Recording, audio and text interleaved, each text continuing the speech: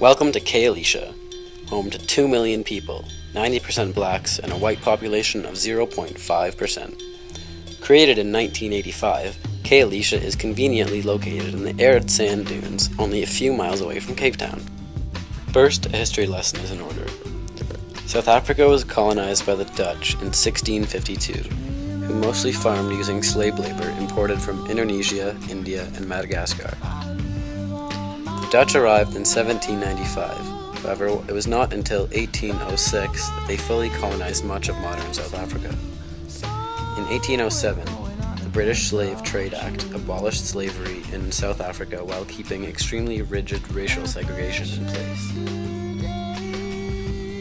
With the discovery of valuable natural resources such as gold and diamonds, South Africa erupted in two Afrikaners or Dutch British wars. The first lasting for 1 year in 1880 and another in 1899, won by the British, which lasted for 3 years and was the preparation for the British in the First World War. Mineral mining during this era subjugated indigenous peoples to near slave labor conditions. Around this time, a rigid class system ranking in order of white, Asian, colored, and black or indigenous people at the bottom emerged. The Natives Land Act of 1913 restricted land ownership by the native blacks severely, who at the time controlled nearly 7% of the country's land. A figure somewhat appalling when considering that the blacks occupy 80% of the population. In 1948, the National Party was elected by the reconciled English whites and Dutch whites. The party created harsher segregation laws and furthered English and Dutch colonial race restrictions.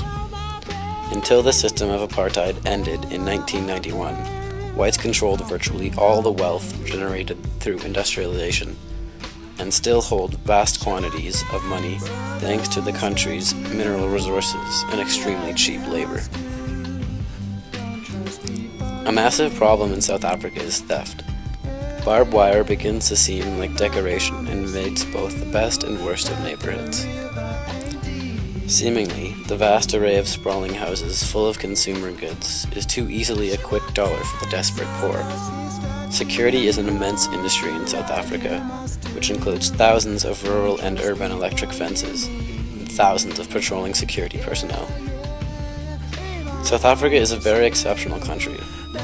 Exceptional in the fact that this country is a perfect example of capitalism gone wrong.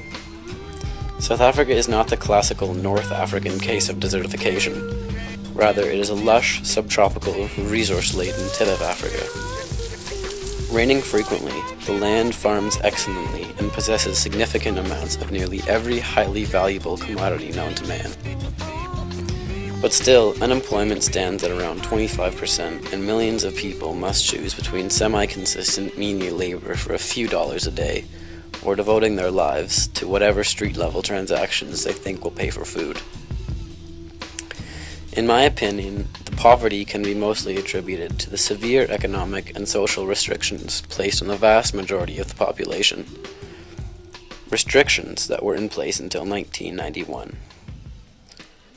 Although equality in South Africa has made significant headway since apartheid, the distribution of land and wealth is extremely still distorted.